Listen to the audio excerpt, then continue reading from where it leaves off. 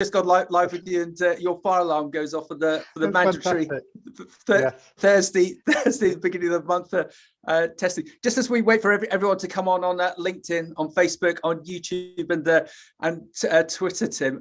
Tim, what's your favourite radio channel to listen to? I probably spend most time listening to 5 Live. Do you? Okay, I'm a 5 Live Times Radio, but I also love Radio 4. And earlier this end of last week, had the privilege of going to the Cambridge Corn Exchange to see a filming of I'm Sorry, I Haven't a Clue. Fantastic. And the reason I brought that up was because the producer comes up and on stage and does the warm up for there must have been a good 1,000 people there, and everyone was so pleased to actually be there in person, especially with something as eclectic as the panel from I'm Sorry, I Haven't a Clue. Anyway, so the producer's warming us all up, and he comes out with this great joke, and the joke goes: a farmer went out into the snow one morning to tend to his cows and found them all frozen. A woman was passing by. She breathed on them, and each one defrosted. The farmer said to her, "Are you an angel sent from heaven?" "No," she said, "I'm Thor a herd." And I love like a drone. And all my mates I was with, they looked at me and said, "Max, that's so old, that joke. Have you never heard that?" And I've been in the industry 20, 25 years. And apparently, Tim, that joke has been doing the rounds forever. But I've never heard of it. And then that brought me to that audience, because all around me, everyone was saying, "Oh, this is so good to be back in person." I just love that expression. This is so good. I was then with a bunch of farmers in where I am in Suffolk over the weekend, and knowing that we were going to have the pleasure of you on, I interjected into the conversation. AHDB, did the AHD do good? Do the AHDB do good?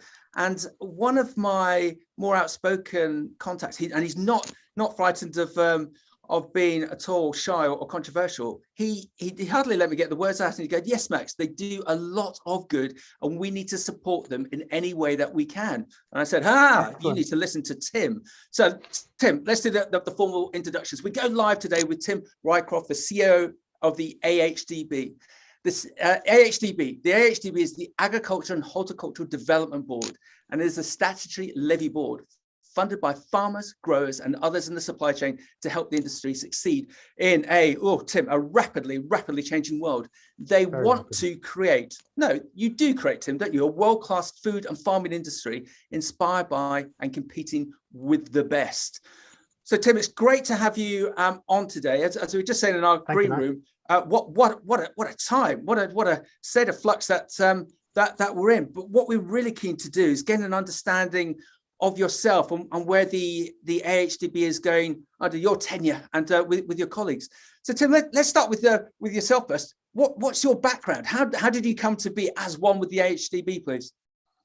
Well, Max, it's quite a long and winding road, to be honest.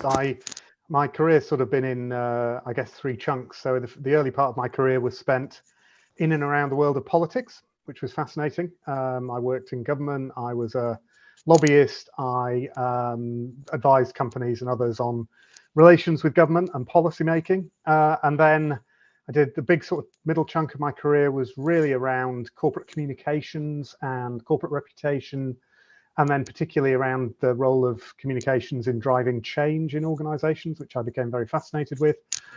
And then most recently, before AHDB, I worked at the Food and Drink Federation, the trade association for food and drink manufacturers, where I was chief operating officer. And then I arrived here in August of last year.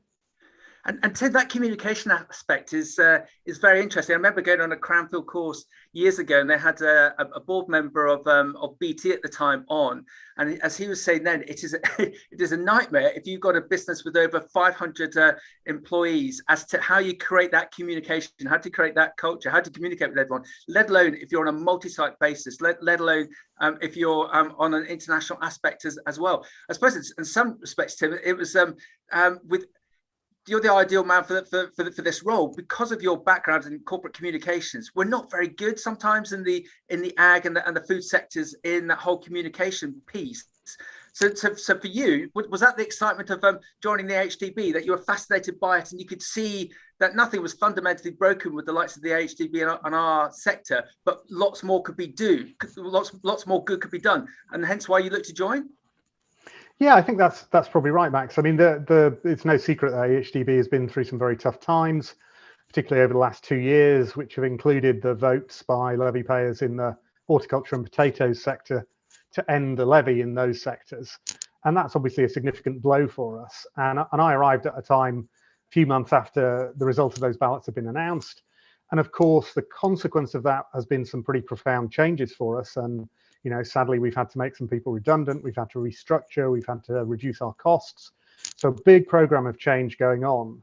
But you're also right that one of the fundamental truths about this organization is it's full of expert, passionate people who care about farming, who want to see British agriculture succeed. And for me, it was a terrific challenge to see if I could be part of a team to lead the organization back to where it needs to be, which is, you know, a unique contributor to farming success. And Tim, what's the analogy? When you got into the role, was it like being in a tunnel and seeing the light a long way away? Or can you see yourself coming out of the tunnel with your colleagues, and the light is getting ever brighter? Yeah, the light was pretty small and distant when I arrived, I have to say. Things were very tough, and had been more tough for the people who'd been here longer, because we had a significant fire here 2 years ago at our head office, which meant everybody was already displaced out of the office before the COVID lockdown. Then we had COVID, then we had the result of the ballots. So yeah, it was we were in a tough place when I arrived. But I think since we've opened registration for our massive levy payer consultation, which is taking place next month, that felt like a moment when we sort of turned a bit of a corner and we started to focus more on the future and to talk more about what we're going to do for levy payers, which is, of course, the conversation we'd much rather be in. Yeah, well done. And Tim, in the last 6 months, God, I bet that's flown by. What have you learned? What have been your biggest surprises in the role? Well, I mean, I'm completely new to agriculture, so I've been trying to learn a bit about that world. And I guess my big takeaways from that are that farming is very tough and it's getting tougher, that every sector is different, whether it's pork or beef and lamb or dairy or cereals and oilseeds. And actually that every farm and every farmer is different, and they all see the world slightly differently. They all have a different sense of what success looks like for them. So that's been a big learning for me over the last 6 months. In terms of the organization, I mean, as I said earlier, full of passionate people, lots of expertise, has historically been a bit shy, I think, about claiming credit for things. I don't think our profile has been as high as it should have been. And I don't think we've always been as good at branding things and as I say, sort of claiming credit for the work that we do, but a real determination to make a difference, and that's what's driving us forward. Yeah. And Tim, I think the AHDB and the likes of Nicholas Saphir have to be applauded, because it's not that they took a risk in you. If anything, I think it's such an intelligent choice to bring someone of your expertise in. And why do I state that? With my recruitment head on, I get frustrated, especially within the agricultural sector, that a number of companies, they just want to find an individual for a new role within the field of expertise. And to me, it's very siloed in their thinking, that you can learn agriculture relatively quickly. We're not asking you to run a dairy herd or an arable business, but with your communications background, your political background, and that whole skill set that you can bring, I think it was an inspired choice to bring you in, and just seeing the successes that you and the team have created in the last 6 months. But as you've already intimated, it's going to be a long journey. So with you in place, and with you having resettled the team, UK agriculture is absolutely going to be facing its biggest changes and challenges in over 100 years. What's your vision? What's your vision for the AHDB and how it's going to better support UK farmers to overcome this new era, especially Tim, on the basis that a week is a long time in politics, and as we said in the green room, there's so much going on. We just don't know what's going to happen over the next couple of weeks, let alone the next couple of months. But how are you and your colleagues going to look to create that positive change for the AHDB and for its members, please? Well, first of all, thanks for your kind remarks about me, Max. I mean, we will see, won't we, if I was the right choice. I think for us, it's about, you talked at the beginning about us being a statutory levy board, and that makes us unique, really, in that network of organisations that support agriculture. And my vision is that, you know, we should be proud and confident about that niche that we occupy, and about some of the things that uniquely it enables us to do. So it gives us some scale in terms of our funding. It gives us the ability to bring on board, as I say, very high quality expertise. It means, because we sit in this space between the commercial industry and government, that we have an opportunity to both sort of convene different parts of the industry and to influence better policy making. And I think, our vision is I talk about as being a critical enabler for farming success. Well done. In that matrix of organizations that farmers rely on. We're not going to do everything. They will always rely on the farming unions and vets and agronomists and banks and insurance companies and academia, that whole panoply of organizations that are around to support farmers. But we have a unique role to play. We have a unique niche to occupy. And my vision is that we very boldly and proudly and confidently occupy that niche and work collaboratively to drive farming success. Well done. I love that expression about being a critical enabler. That is so on message. So let's get into the nuts and bolts of it. Can you share the type of work your team is delivering and the breadth of areas that they cover, please? Yeah, I mean, it's again, one of the things I've learned is the extraordinary range of work that's going on here. So some of the work we do is relatively well known. So that might be the recommended list in cereals and oilseeds, or indeed nutrient management, RB209, integrated pest management, where we're obviously helping people respond to those challenges and the move away from chemical interventions to biological ones. We do a lot of work on sustainability, where is an area that I think all farmers face challenges trying to know what's the right pathway towards net zero for their particular farm. We do work on genetics in livestock to improve the technical performance of the herd. We do marketing. So we've just finished our We Eat Balanced campaign, which promotes British meat and dairy for its nutritional and sustainability credentials. We do a lot of work on market intelligence, providing real-time market data, but also insights into things like trade deals. So it's a huge amount of work going on. And how can we find out more about that work, Tim? How can we engage more with the AHDB? Well, I would encourage people to come along to our events. We run a very full program of events. Some of them are on farm, some of them are sort of hybrid, and some of them are just online. We have a big network of what we call strategic and monitor farms, which are really about bringing farmers together to benchmark performance, to look at new innovations, to work out what will work for them, and to allow farmers to share that knowledge. And again, that's us really in that enabling role of bringing farmers together. Our website is a goldmine, both in the sense that it's full of valuable things, but also in the sense that it can be a little bit hard to navigate.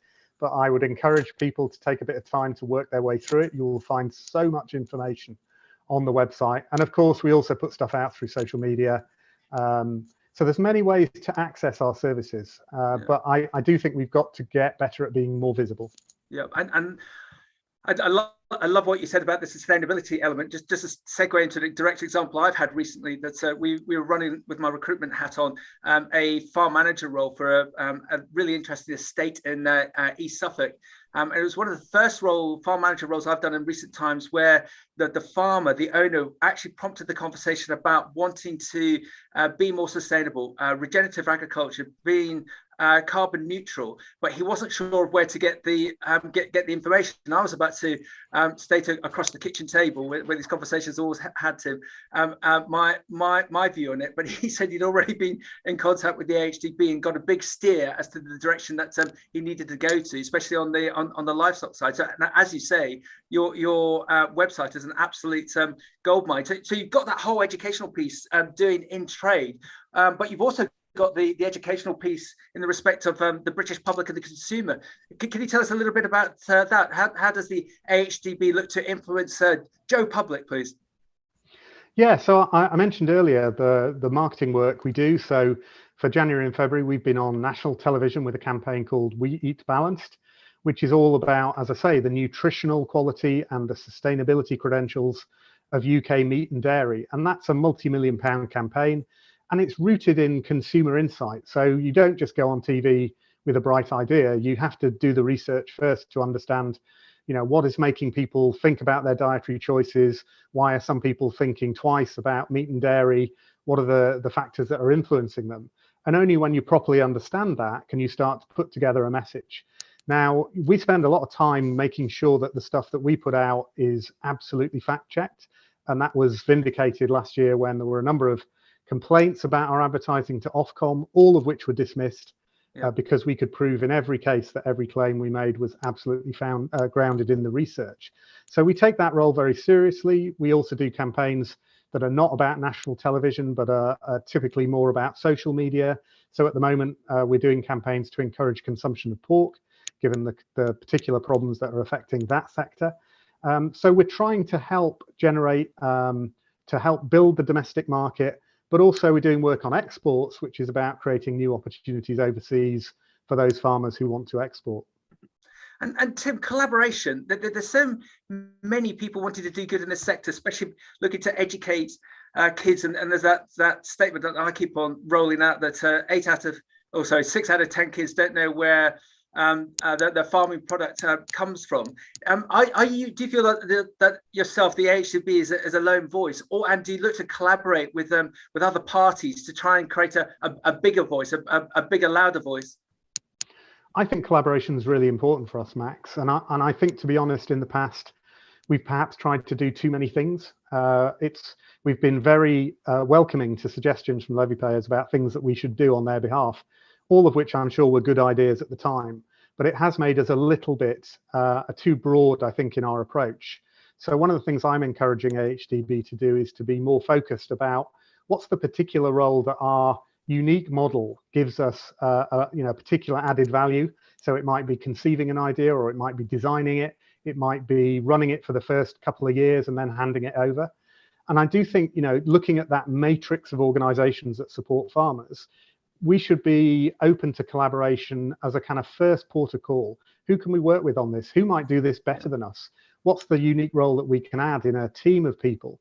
And getting the great public to understand what an amazing asset our agricultural sector isn't just something that we can achieve, but working alongside farming unions and some of those others I mentioned, whether it's vets or agronomists, commercial consultancies, we can build a coalition to really amplify that message. Excellent. So you'd be happy to be the go-to on that basis, so that if there are trade groups or organisations or political parties that want to engage with the sector, you're keen for the AHDB and your colleagues to be the go-to organisation on that basis? I think probably all of the above, except the political parties. So we have to be a bit careful about lobbying, because at least the Treasury's view is that we spend public money, even though levy payers might reasonably think it's their money. But for accounting purposes, it's treated as public money. So we can't publicly lobby the government. That's something that the farming unions and others do really well.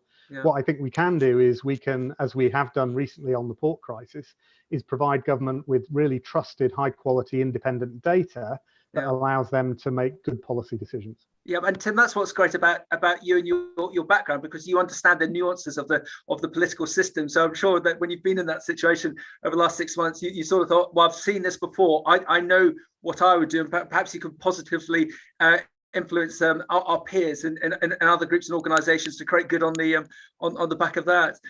And Tim, we were just saying in our green room about everything that's going on at the moment. We're filming this at the beginning of March, and there's a lot of uncertainty in the farming sector, especially on rising costs. What areas of work do you feel the AHDB is best placed to support the UK agriculture on the basis of the current challenges that we've got? And can you give us some detail and what is being currently delivered by the AHDB team and potentially going to be delivered ongoing as we work through the next 2-3 months? Yeah, I think we've got to. One of the things that our unique funding model gives us is the ability to have a long horizon.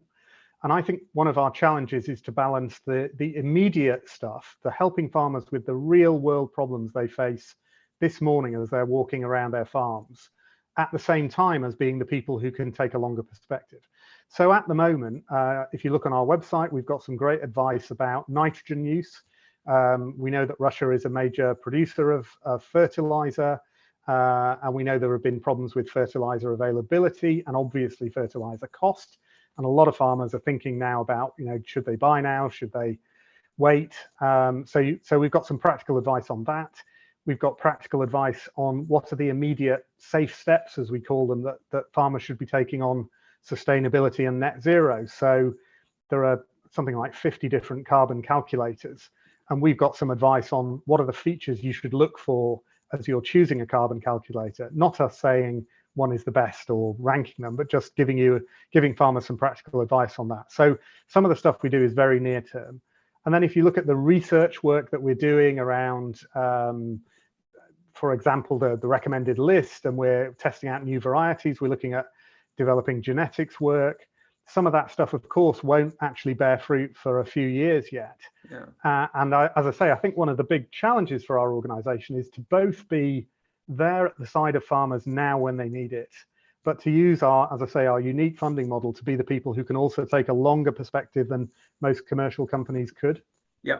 Well said. And you're here for the long term. You're not here for the short term. So on that basis, we also need to, as well as having collaboration with other groups, we need the levy payers to collaborate with you. Communication is king. So how can the levy payers share their experiences from the coalface, Tim, and help identify future areas of work to explore for yourself and the AHDB?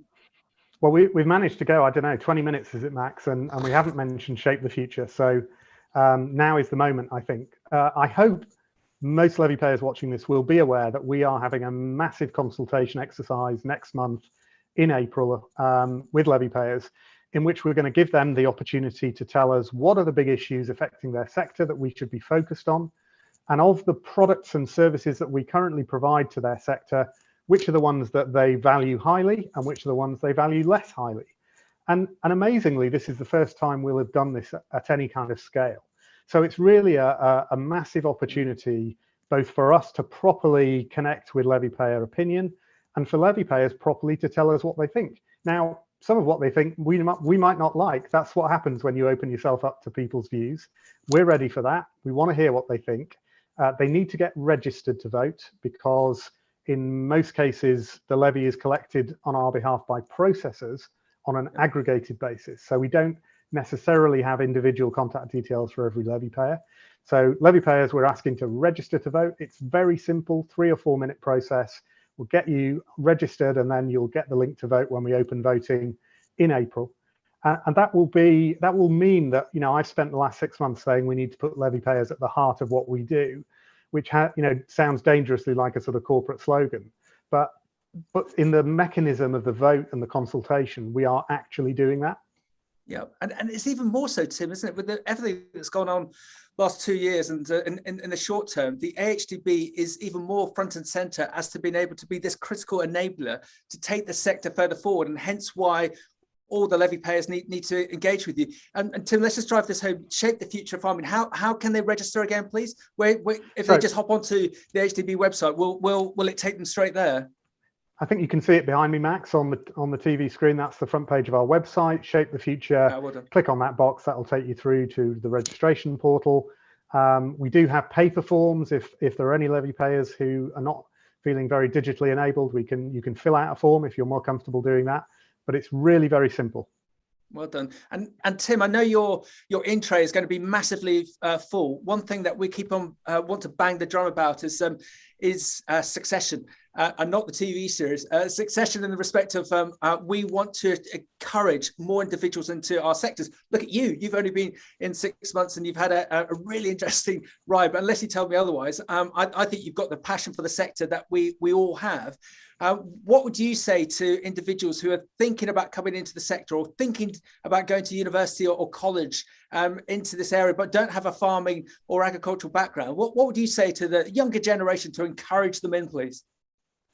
Well, I mean, it's certainly true to say that farmers are well aware of some of the problems that they're beset with, and are occasionally quite fond of talking a lot about that. But I have to say, in all the farm visits that I've done and the farmer meetings, quite often you will hear a farmer talk about what an extraordinarily privileged job it is to work the land, to be in control of your destiny in a way that people like me who've only ever done desk jobs really would never experience. And they talk about, going out first thing in the morning and seeing the sunrise over the land, and the pride they feel in what a difference they've made to the landscape and the animals and the soil.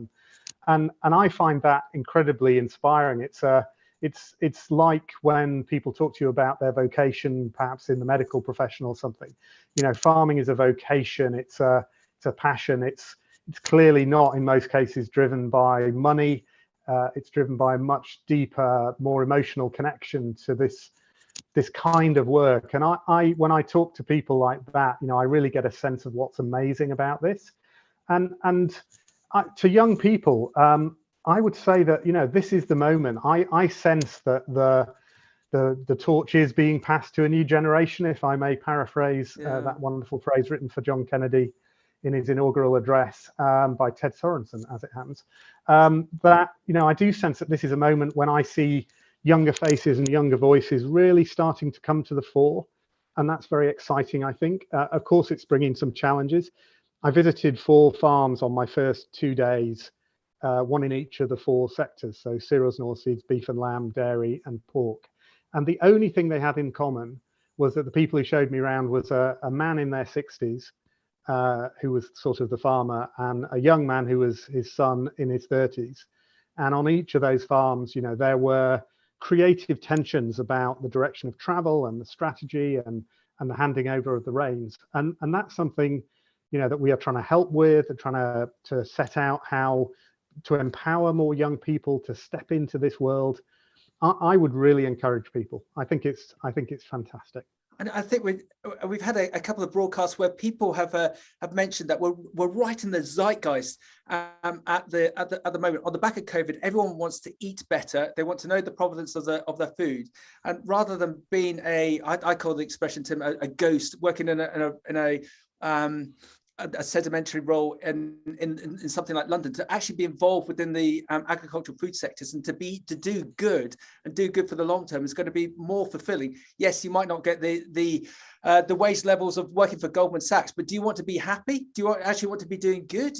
Well, come on, get involved with the agriculture and the fresh produce sectors. So Tim, you're positive. I know everything is uncharted in the respect of everything that's going on, whether it be within our sector or politically. But I've got to ask you, because we need to lean on leaders like you to give us the inspiration, so we've got something to hold on to for the short and the long term. You're positive about the future? Oh yeah, I'm very positive about the future. I sense a strong determination in this organisation to get us back to where we need to be, at the heart of that network of organisations that support farming, doing great work, getting credit for our great work, helping farmers to meet some of these extraordinary challenges that they're facing. And I am positive about the future. I just feel like we are irrepressible, that we are, there's such a determination, commitment to the cause within the organisation, a determination that the setbacks we've had, will not define us. They will actually strengthen us. There'll be a platform on which we build an even better AHDB. That's what I want to create as part of this team. And it's such an exciting job to have. Excellent. Well done. An even better AHDB. And can we just have one more house and call from yourself in respect to shape the future, please? Shape the future of farming. Just so we've got it. We really want to drive that home. So why should levy payers get engaged with that, please? Well, the levy, we take money out of farmers' pockets without asking them. That's the basic nature of the levy. And it just seems to me absolutely fundamental that every farmer that is giving money to the levy should have their say on how that levy money is invested. And that's what we're trying to give people the opportunity to do. It's very simple to do. Go to the website, register to vote, express your view. What matters to you? What do you want to see us fund? What do you want to see us not fund? What do you think are the issues we should be focused on? And for us to be that connected to levy payers really strengthens us as we go forward, to be able to say to government and to other stakeholders, this is what farming wants. This is what we're delivering for them. Excellent. Tim, well done. So everyone, come on, let's get more involved with the AHDB and make the AHDB even better to your benefit for the short and the long term. Tim, before we wrap up, I've got to ask you this, and I've asked a number of your AHDB colleagues over the last couple of years the same question. It's fascinating, the answer. Tim, what's your favourite colour of tractor? Well, I live in a little village in Nottinghamshire, and I have to say most of the tractors I see are green. Oh, okay, that's actually because some of your colleagues they think, I can't nominate a green one or a red one because of any sort of political affiliations to that brand. So the funny one that always comes up is the yellow Lamborghinis because of a certain Mr. Clarkson who drives one. But that's great. That you've silver, I think, wasn't it? Oh no! Pub quiz time. I've failed. I'm not going to be in that pub quiz. Tim, thank you very much. I think that's been excellent. It was really great to put the proverbial name to a face to a name, and think that everything that you and your colleagues are doing, especially in the last 6 months, and everything that is going to happen ongoing, we really need to lean on yourself and the AHDB both ways. So it's a lovely collaboration so that everyone wins out in these interesting times. Tim, thank you very much, and we wish you all the best for the future, and your colleagues too. Thank you very much, Max. Thank you. We'll see you soon. Thank you. See ya.